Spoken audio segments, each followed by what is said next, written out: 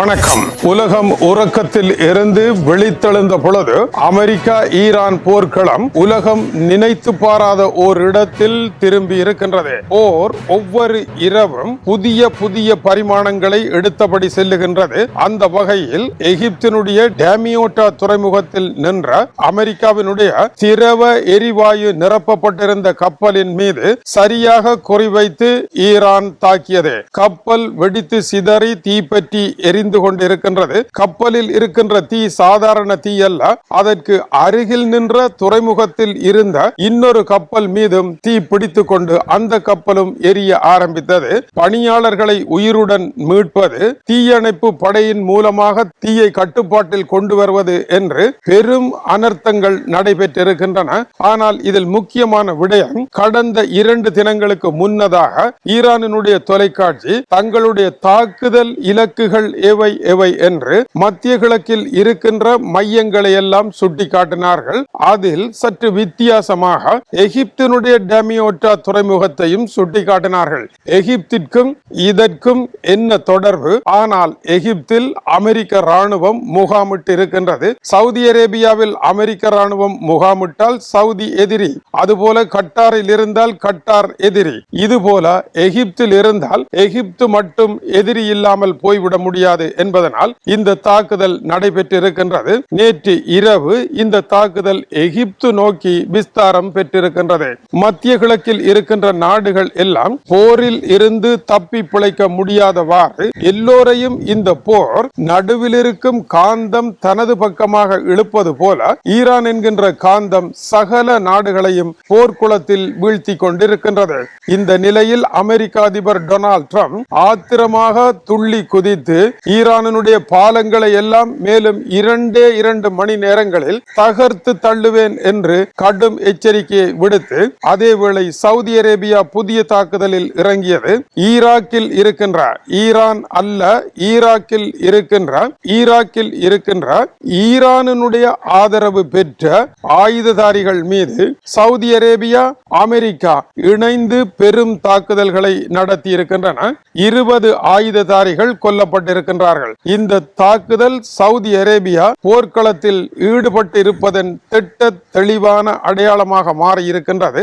இந்த தாக்குதலை தாமே நடத்தினோம் என்று சவுதி அரேபியா இப்பொழுது உரிமையும் கோரி இருக்கின்றது. இதை தொடர்ந்து ஈரானுடைய பிரதமர் சவுதி அரேபியாவிற்கு விஜயம் செய்ய இருந்தார். அந்த விஜயத்தை உடனடியாக நிறுத்தி இருக்கின்றார். தங்களுடைய நாடு போர்க்களம் அல்ல, உங்களுடைய சர்வதேச பிரச்சனைகளை தீர்ப்பதற்கு ஈராக்கை மீண்டும் தளமாக பயன்படுத்தக்கூடாது, இது தவறானது, சர்வதேச சட்டங்களுக்கு முரணானது என்று ஈராக்கினுடைய பிரதமர் கடுமையான கண்டனங்களை சவுதி அரேபியா, அமெரிக்கா மீது தெரிவித்திருக்கின்றார். ஆனால் தாக்குதலை நடத்திய அமெரிக்காவும் சவுதி அரேபியாவும் ஈராக்கினுடைய தலைமையிடம் அனுமதியை பெற்ற பின்னர் தான் இந்த தாக்குதலை தாங்கள் நடத்தியதாக குறிப்பிட்டார்கள். ஆனால் ஈராக் அப்படியொரு அனுமதி பெற்றதாக தெரிவிக்கவே இல்லை.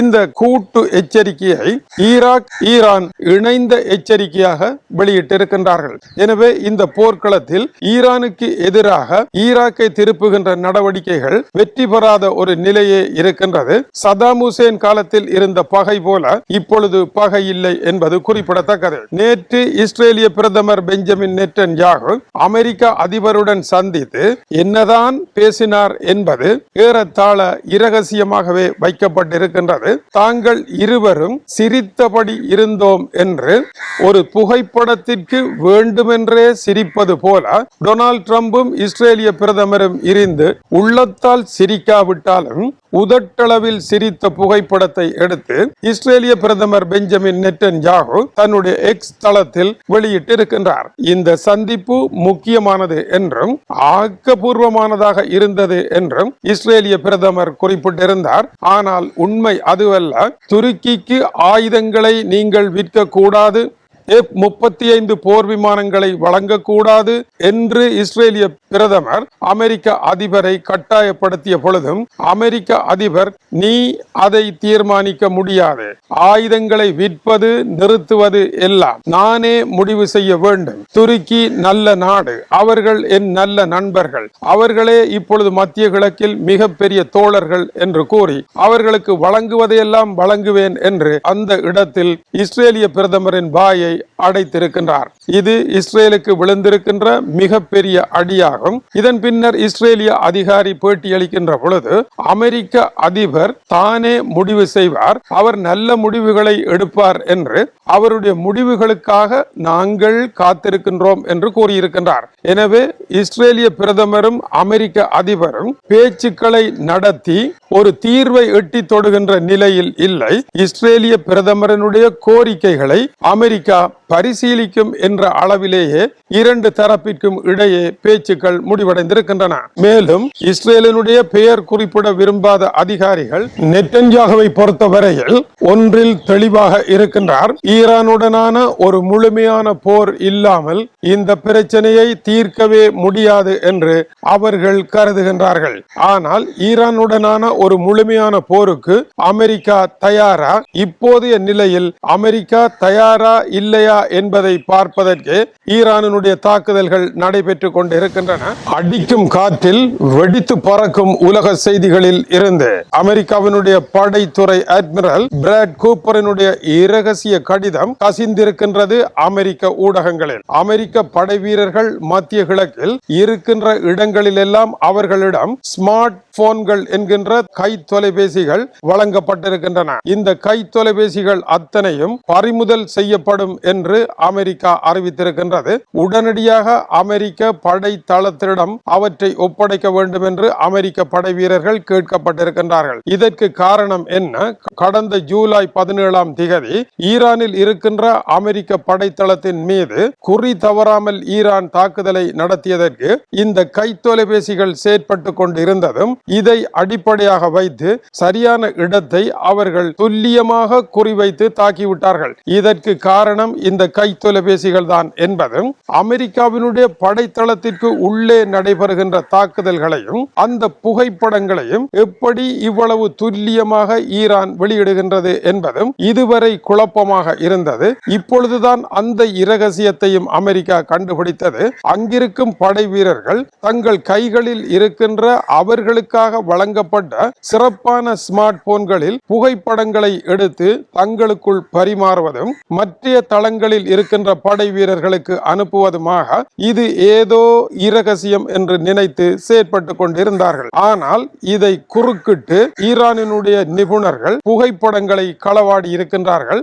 அமெரிக்க வீரர்கள் எடுக்கின்ற புகைப்படங்கள் எல்லாம் ஈரானினுடைய தாக்குதல் படமாக உலக அரங்கில் ஊடகங்களில் வெளிவந்து கொண்டிருப்பதும், ஜோர்டானில் நடைபெற்ற தாக்குதலினுடைய சேதங்களை ஈரானினுடைய ஊடகங்கள் இப்படித்தான் நாங்கள் நடத்தினோம் தாக்குதலை என்று பெருமையாக கூறுவதற்கான புகைப்படங்களை ஏதோ ஈரானினுடைய படைகள் அமெரிக்க படைத்தளத்தில் பக்கத்தில் நின்று படம் எடுத்தது போல இந்த படம் எடுக்கப்பட்டிருக்கின்றதே. எப்படி என்ற ஆய்விற்கு பின்னர் இப்படித்தான் நடைபெற்றிருக்கின்றது தவறு என்று படை வீரர்களிடமிருந்து பறிமுதலாகின்றது. படை வீரர்களினுடைய குடும்பங்கள் இதனால் பெரும் கவலை அடைந்திருக்கின்றார்கள். ஈரானினுடைய தாக்குதலின் பொழுது தங்களுடைய குடும்பத்தை சேர்ந்த படை வீரருக்கு என்னதான் நடந்திருக்கின்றது என்பதை எப்படி கண்டுபிடிப்பது என்பதற்கு இந்த தொலைபேசிகள் வழியாகவே அமெரிக்க குடும்பங்கள் இந்த படை வீரர்களுடன் பேசிக்கொண்டே இருந்தார்கள். இப்பொழுது அந்த குடும்பங்களுடனான தொடர்புகள் எல்லாம் துண்டிக்கப்பட்டு ஏறத்தாழ பாலைவனத்தில் அல்லது ஆப்பிரிக்காவினுடைய பெரும் காடொன்றிற்குள் சென்றவர்கள் போல அமெரிக்க படை வீரர்கள் முடங்கி போய் இருக்கின்றார்கள். இதுவும் இப்போதைய செய்தியில் மிக முக்கியமான இடத்தை பிடிக்கின்றது. கை தொலைபேசியை வைத்திருக்கின்றீர்கள் என்பதற்காக எமது படை வீரர்களினுடைய உயிர்களையும் உடைமைகளையும் நாம் இழந்துவிட முடியாது என்று அமெரிக்காவினுடைய படைத்துறை அறிவித்திருக்கின்றது. அமெரிக்கா உயிர்களை மட்டுமல்ல மிக பெரிய அளவில் படை தளவாடங்களை இந்த போரில் இழந்துவிட்ட செய்தியை அமெரிக்கா வெளியில் சொல்லாவிட்டாலும் உண்மை என்பது அமெரிக்காவின் பெருவலியாக மாறி இருக்கின்றது. அழிந்தளவு தூரத்திற்கு வேகமாக அமெரிக்காவினுடைய ஆயுதங்களை உற்பத்தி செய்ய முடியவில்லை என்பது என்பது களத்தின் பிரச்சனையாகும். இப்பொழுது அமெரிக்க படை வீரர்கள் தங்களுடைய கைத்தொலைபேசிகளையும் இழந்து யார் இறந்தார்கள், யார் இருக்கின்றார்கள், எங்கு தாக்குதல் நடைபெற்றது என்பதை அறிய முடியாதவாறு தொடர்பாடல்கள் துண்டிக்கப்பட்ட நிலையில் ஈரானுடைய தாக்குதலை பார்த்தபடி இருக்கின்றார்கள். ஆகாயத்தில் இருந்து ஆளில்லா விமானங்கள் வருமா இல்லை ஏவுகணை வருமா என்பதை பார்ப்பதே அவர்களுடைய அன்றாட வேலையாக மாறி இருக்கின்றது. இது தொடர்பாக இஸ்ரேலினுடைய உளவு பிரிவினுடைய பொறுப்பாளர் வெளியிட்டிருக்கின்ற ஆய்வு அறிக்கை, அதுபோல சர்வதேச ஊடகங்களில் வெளியாகி இருக்கின்ற மதிப்பீடுகள் அடுத்த செய்தியில் இடம்பெறுகின்றன. தொடர்ந்து இணைந்திருங்கள். அத்தனையும் சூடான, கிடைக்காத, சுவாரஸ்யமான, உலக அறிவை மேம்படுத்துகின்ற உன்னத செய்திகள் என்பதை மகிழ்வுடன் கூறிக்கொள்ளுகின்றோம். வணக்கம் உறவுகளே. நன்றி உறவுகளே. இது போன்ற வீடியோகளை பார்வையிட சுந்தூஸ் முகமது இம்தியாஸ் என்ற யூடியூப் சேனலை சப்ஸ்கிரைப் செய்யும்.